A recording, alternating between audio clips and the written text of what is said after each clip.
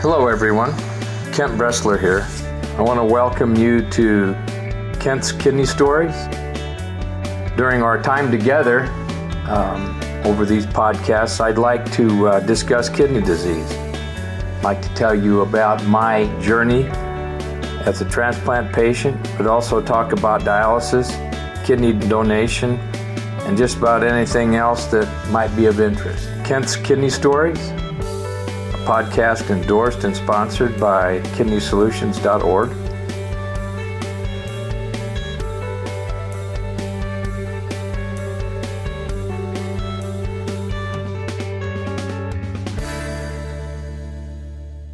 Hello, everyone. This is Kent Bresler coming to you from Kerrville, Texas.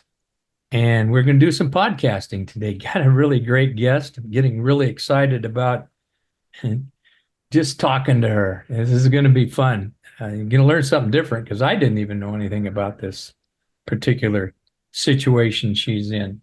We're going to get to it. All right. So as we always do, let's pray. Dearest God, life's challenges often test our patience and faith. Help us find strength in trusting your divine timing and your plan. Grant us the patience to endure difficult times and the knowledge that you are always by our side, supporting and guiding us.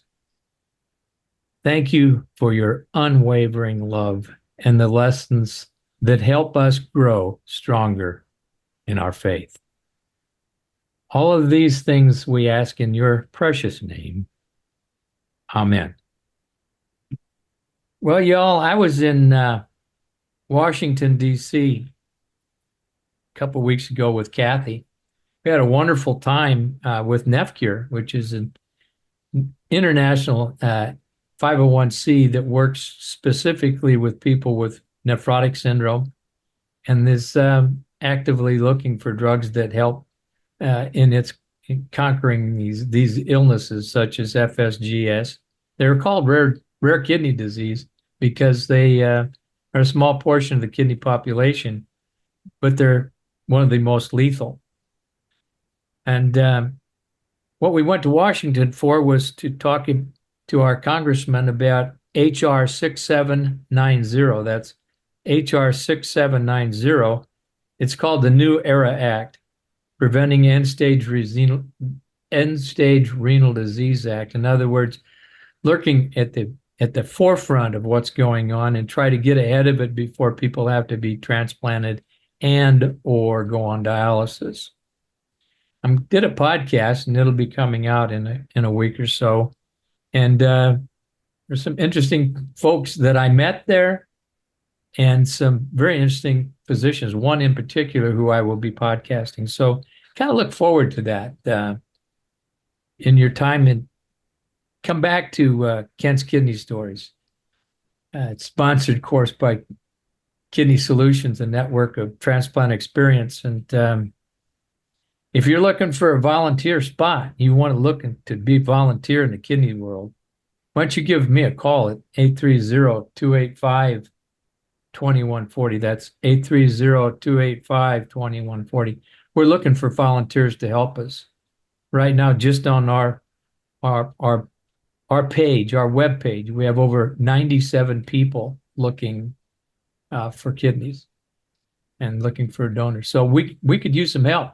We can use some peer mentoring help. So please give me a call if you're interested. Also looking for someone who would be interested in helping us with our newsletter. Anyway, give us a call. So here we go.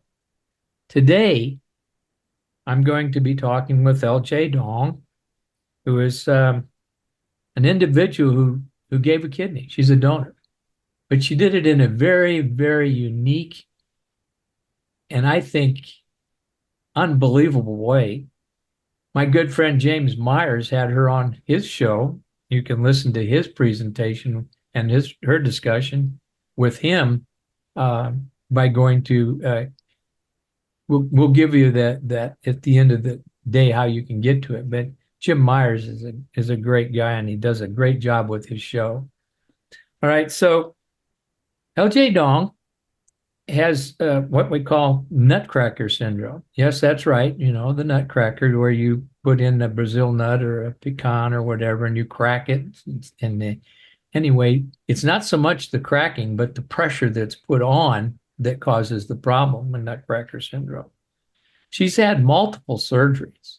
I mean, good gracious, this gal, as young as she is and as just vibrant, it's very hard for me to believe that she has survived just a couple of these surgeries. But she's here and she's with me to talk today about her journey and how she became a donor.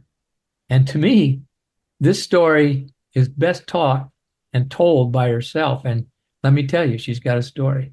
So, LJ, how are you doing today? Hi, I'm doing very good. Excited to talk to you again. Grateful for the opportunity to be here and raise awareness. So thank you so much for having me on. Okay, so I'm gonna go out. You can't slap me from there, so I'm gonna ask you anyway. How old are you? I am 38 years old. I'll be 39 in November, Scorpio. And when you found out about this condition, this quote issue with your kidneys, that wasn't the first thing you found out. You had spinal surgery. Tell us about your surgical load. Give us an explanation of what has happened to you in your 38 years of life. Sure. It's been a lot. I have a very long medical history. A lot that's happened before even donating a kidney crossed my mind. It really all began with a spine injury in 2013, leaving me unable to walk and care for myself. And I actually just had my fourth spine fusion little less than 2 years ago. So my journey began with a spine injury, spine surgeries. And from there, which was interesting, it led me towards vascular compressions. I can't tell you whether or not the spine injury and those surgeries caused the vascular compressions or if I was born that way. But vascular compressions are extremely rare. I do believe that after being cut open, because having spine surgery, we just think of being like, having an incision in our back. I was also opened through the front. So they did move organs, they did move intestines to get to the spine. I had what was called the spine fusion 360. So I always think of it as a puzzle. When you start taking things out, things don't always go back in place the way they are. So is it possible that it was part of that? I'm not really sure, but I did end up with vascular compressions, which started in 2017, and it began with SMA syndrome, also known as superior mesenteric artery syndrome. So my small intestine was compressed between my aorta and superior mesenteric artery. And while I was going for that surgery and suffering with that, being unable to eat, and there's a whole load of symptoms, I was also diagnosed with, at the time, Nutcracker syndrome, which is when the left renal vein is compressed as well. And I describe it, and if you've heard other podcasts that I've been on, like a garden hose. If you step on it, the water is not going to come out nice and smooth. So it's a kinked vein ultimately. And again, it's very difficult to find a doctor who has knowledge of these rare diseases. So unfortunately, when I had SMA syndrome and I had emergency surgery for that, actually, Nutcracker syndrome wasn't something that A, the doctor had knowledge of, and two, that they were willing to do at the same time because of all the risks and not knowing what would be the outcome.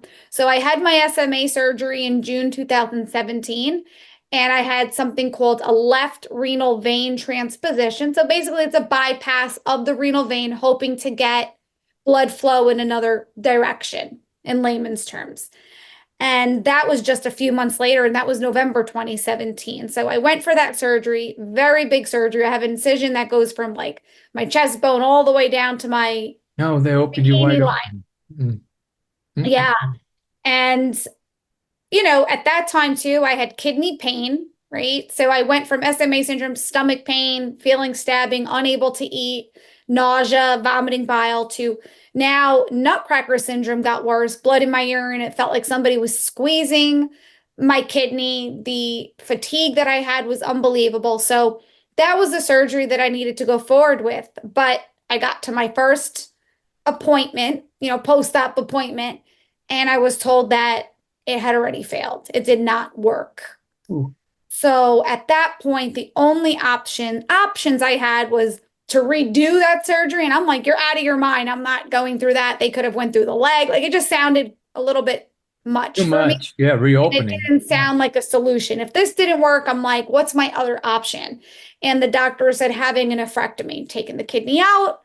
And I'm like, just taking the kidney out, removing it. So he's like, yeah. He's like, I go, well, to me, I didn't really know what to do. I'm thinking taking the kidney out, what people don't understand about Nutcracker syndrome is that the kidney itself is healthy. It's the vein that connects to the kidney that's collapsed, which eventually, if blood can't get through, eventually the kidney will die. But Right. in It that will time, deteriorate. Yeah, yeah. So, but during absolutely. that time, my kidney was healthy and it was doing well.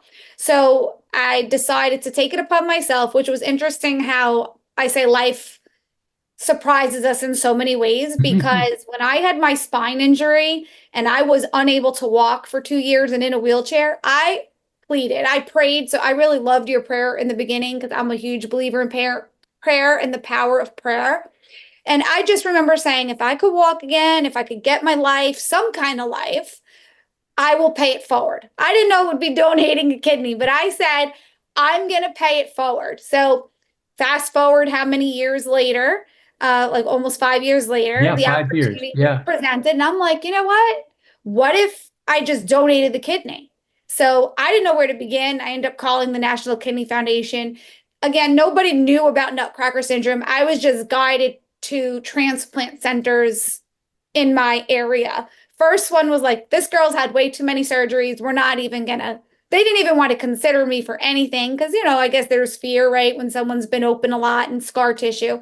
So I Sure. didn't give up. I reached out to New York Presbyterian, amazing coordinator at the time. And I know that she's retired since, but Marion Shalton.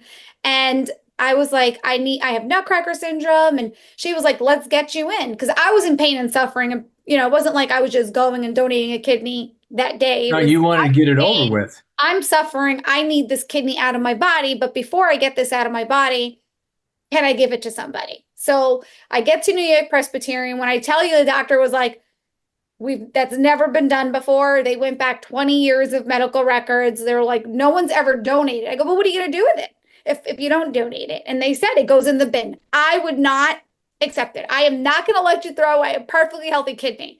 So I understand from their perspective, like we want to make sure that LJ's healthy, that LJ's treated with her Nutcracker syndrome. And I was all for that. But I'm like, if I could get healthy and help somebody in the process, I mean, that's a win-win. That was a no-brainer. So they weren't convinced immediately. They had to meet with the board, and I just had to kind of sit back and wait. And I'm like, come on, can't we do like something in the meantime? So he goes, you know what? We'll let you go for the living donor tests, which is a process of tests to make sure that you Sure. You are don't have healthy. something other. Yeah, absolutely. Exactly. So I was able to do that.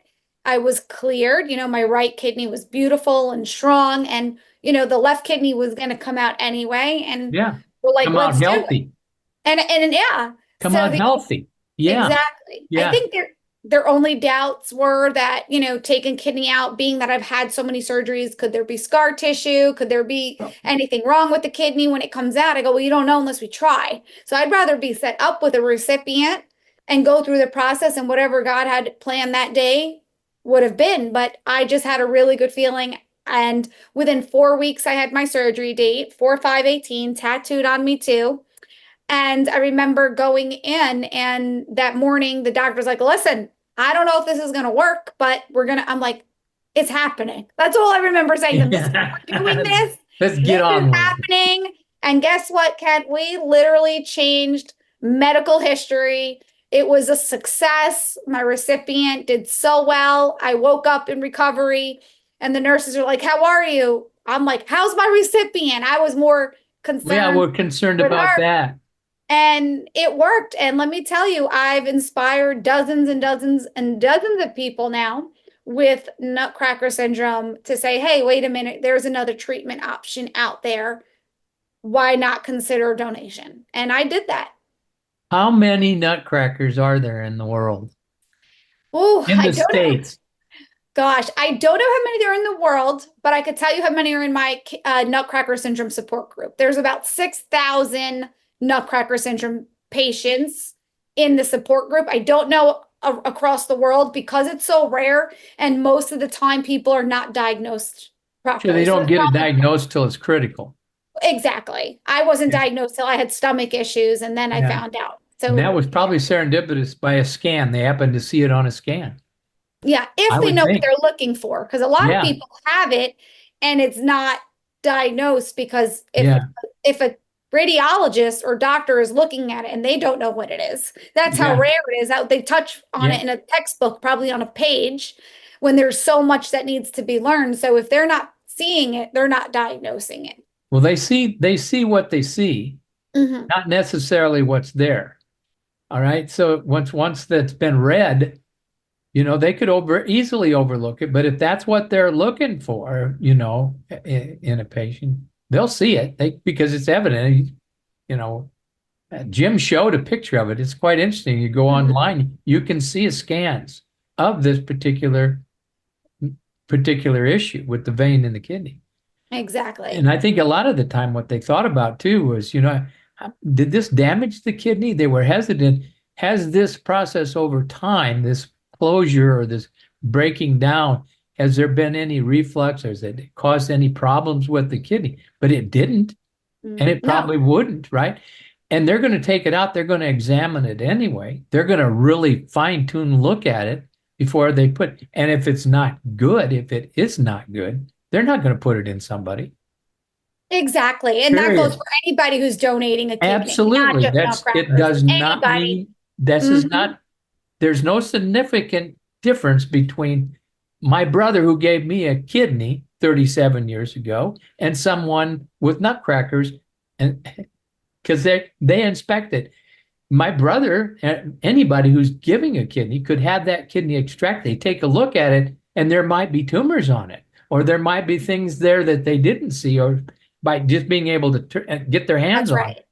That's right. So, yeah, I mean, this is wonderful. So we're saying 6,000 roughly in the country. Yes. That And you know of. That I know of. Right. And so your main emphasis here is, how do we get to those people and tell them there's an alternative? They can be a donor. We need donors. We need significant donors. Absolutely. That's significant numbers, 6,000. If we just had half of those. Yeah, imagine. So what I've been doing, well, it's exactly like we're doing right now. Getting on podcasts, sharing my story, speaking, becoming an advocate and a peer mentor as well.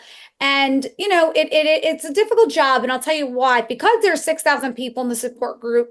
And I'm sure if you have, we have a living donor support group, there's probably a kidney recipient support group. There's new people joining every day, right? So for me, being a Nutcracker donor, I have to constantly speak about it. It's constantly sharing my story. And I am active in the support group. And then when someone sees, has heard about donation, or they come, and I always share anything that I've been on and platforms within the group. I get tagged a lot in the group, but it is a lot to keep track, or trying to be, be there for 6,000 people, because every day someone new is joining. So if someone joins tomorrow, they're not going to know LJ Dong donated a kidney. Right. So it's right. Absolutely. You're not going to know. So it's really spreading awareness. And the more people hear about it, and recently someone reached out to me, and complete stranger from the Nutcracker Syndrome group. And she said that her neighbor heard me on a podcast. Couldn't tell you which one. I've done a lot. I'm always, up for talking about kidney beans. And she said that my neighbor had heard your story on a podcast and said, "Oh my God, you have Nutcracker Syndrome. You need to listen to this girl's story." And she looked me up and she found me. And again, it's someone heard me and told somebody else. And now I got to be on the phone with her as well and tell her a little bit about my story. And she's also considering donating her kidney. Okay, so something just popped into my mind, and we want to clear this up in my head anyway. Not everybody with Nutcracker syndrome is prepared or ready or needs to have that kidney removed. Not all, or is that a proper statement? Most people probably just live with it. Correct. Okay, Yes. So They live with it or try there are other alternative, options, alternatives. Yeah. but still, being diagnosed does not mean that they're necessarily going to choose to get rid of their kidney, to have it removed. That's right. They think, well, I can live with this for a while. But so there's a fine line, but that's where the medical community needs to realize that, if they want to do that, if that's going to be the ultimate end to most of these over time, why not do it when they're healthy? Why then the kidney's really good and healthy? Why not do that? Right? I agree, because had I waited, I don't know how much time I would have had. No, My you symptoms don't. would probably have worsened. And Sure. maybe by that time, my brain wouldn't have said, hey, you know what, let me have a few more weeks to donate. It might have been that we have to get the kidney out today. It might have been an emergency situation, because my kidney was already creating collateral vein. It was already creating its veins. The See, blood that's didn't what I know mean. where to Collateral go. circulation. It was already So creating it. Yeah. exactly. So Yeah. sometimes by the time people find out, it might be too late, or they've tried alternatives. And what happens, what I've noticed a lot of, because I'm very observant, I am active, I educate myself in the group. And again, some people waited for me. I still know the person who donated after me, because she's like, I'm going to see how LJ's surgery goes. And then once she saw my surgery, well, Sure. so what happens is having alternative surgeries does make it risky to donate, meaning like myself, having surgeries, having that major surgery, like we said, having scar tissue or any kind of damage would have made it difficult. But if we can get to donate before any of that and know that this is an option, not when it's, oh my God, my last resort is to have my kidney out. Yeah. And a lot differently. Exactly. That's my point exactly, LJ. Perfectly Yes. said. Now, to me, the option should be given to, if we know the outcome, quote, the outcome is feeling better and not having to risk a complete closure or breakdown and reduction in the kidney and doing it at a later time in your life. Wouldn't it make sense? We do that with other things. So yeah, we've talked about this, and we're not going to go into our conversation that we had privately. But I really believe that this is an opportunity for people to take a look at this and shine. And the best place for this is in the nephrology community. This is where it needs to be focused. All right. And I'm going to share this. I'm going to share this with my doctor friends that I know. And like I said, I think that this is something needs to be explored. And I'm sure there'll be pushback. I get that. There's never anything that we do that somebody doesn't want to push back on. But guess what? It all boils down to the individual. The LJs of the world get to make that decision. Right? That's right. Because I think if more doctors were educated and said, hey, we do have an option for you. If someone was diagnosed with Nutcracker Syndrome tomorrow, let's say that I'm, future me, right? And I go, hi, I come to Dr. Kent and I go, yeah, I have Nutcracker Syndrome, Dr. Kent. Well, what are some options that you have for me? Donation should be one of those options. Well, but doctors don't know. Maybe even the top, regardless of the potential complications, it should be entertained. It should be discussed. I agree with you, because honestly, when I think about my donation day, like a transplant day, and think about my left renal vein transposition surgery, donating a kidney, having that surgery was smooth. I don't know how to explain it. It was a beautiful, unraveled. The trauma that came from that left renal vein transposition, when I woke up and I see this huge bandage from my chest down to, I have a huge scar.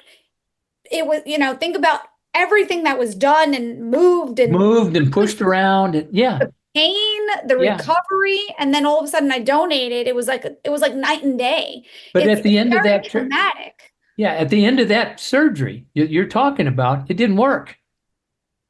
I went through all of that and it didn't work. It didn't work. Right.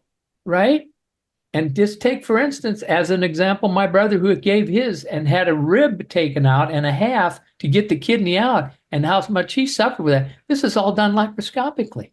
So now the procedure is infinitely more easy, infinitely more less problematic, and it gives relief without a major abdominal entry. I mean, Exactly. I have a today, tiny little bikini line, which you can't see when yeah, I yeah, you. yeah, yeah. So, I mean, okay. So I think I'll be honest with you here. We can go on and on and on about what should be done. I think that we should terminate this right now and use this to educate the communities. It's short, it's sweet, and it's an example. Then make somebody, when they listen to it, go out front and fight for it, and get the medical community to say, listen, this is not possible. I want some pushback. I want some debate on it. Isn't that what you want? I agree. And I tell people all the time who I'm, mentoring, whether it's in the Nutcracker group or someone heard my story or hears this today, I want people to remember that it's like, okay, medicine is medicine. Doctors know so much. We all know, but you know your body. You know what's best for you and you know what you want to do. And if your decision is, hey, I have Nutcracker syndrome, I want to donate this girl LJ, who's the queen with one bean, donated in New York. I want to donate. And you should have the ability to do that. You should have a doctor willing to listen and do that. You should be able to go through those living donor tests and then make your own decision. So it's very important to be Absolutely. an advocate and say, but we can't say it's never been done before. I stood that front line. It's been done. It can be successful. It could save your life and somebody else's. So the most Improve. important thing is advocating and saying to a doctor, it's been done. Give me this chance. And that's what I did. I fought and I said, let's try. Perfectly said. That's exactly right. It is your option. They don't have to do the surgery, but if it is going to be a benefit to them and others and to you, that's what it needs to be at least approached, and it should be an option. Absolutely. Let the medical. I'm really excited about this. I just want to thank you for coming on and just telling your story. You. If there's anything else you want to say now, I think you've said enough. I think you've positioned it just perfectly. And if people want to get a hold of you, how do they get a hold of you to talk about this? Absolutely. So one, they can reach me. All my info is on my website, ljthemedium.com. And the beauty of that is if you go to my website, there's a documentary. I have a short documentary out. I've written books about my journey and my phone number's on there. They can call the office and just say, hey, I heard you, on Kidney Solutions. And I get calls all the time. And you could also find me on Facebook or Instagram, LJ the Medium. Send me a message and say, hey, I'm interested in donating. I'm interested in hearing more about you. And I am happy to talk to you. I dedicate time every week to answer people's questions and be active in the community so people know more. Well, we're going to work directly with you. I've just made that decision. I told you that before. Yeah, I love it. And I don't know where this is going, but I do know it's not going to go in the ground. It's not going to be buried. I mean, there are plenty of things that go on. People, over 100,000 people waiting for a kidney. I have 87, almost between 87 and 97 people on my website looking for a kidney. Some of them for a long time, and some of them never will find one. And 13 people die a day, and we're going to throw a healthy kidney away? Doesn't make sense. No way. Exactly. And what's also that's the bottom line. Yeah. And what's really hard to hear, and I'm so grateful for these opportunities. I'm grateful for you, because when I go into the group or people finally hear my story, there will be somebody who listens to this in my Nutcracker Syndrome support group and go, darn it, I wish I would have known that could have donated, because now I can. Absolutely. And we want to get the word out, and we want to give people these options before you say, if I knew I could have donated, I would have donated. And that could have been a person who would have treated their Nutcracker syndrome, because at the end of the day, when you're removing your kidney, you're removing that renal vein, and you just cured your Nutcracker syndrome. Bingo. You saved a life. So let's do it. Let's raise more awareness and educate people. And if you don't want to do it, keep your Nutcracker. Keep your Nutcracker. Mind your Nutcracker. It's really, at the end of the day, it's important to know decisions. It's your body, and we all want the best, and we all want to be healthy, and we all want to be happy, and we need to know, we need to learn, we need to grow. So You're the bean, buddy. You're the bean. The bean. Queen with one bean. The queen I'm with also a one pageant bean. queen. My LJ. platform is organ donation. So That's right. LJ, no dots. LJ medium. the medium. LJ the The medium. medium. All yeah. There you go. That's how you find you on there. Yes.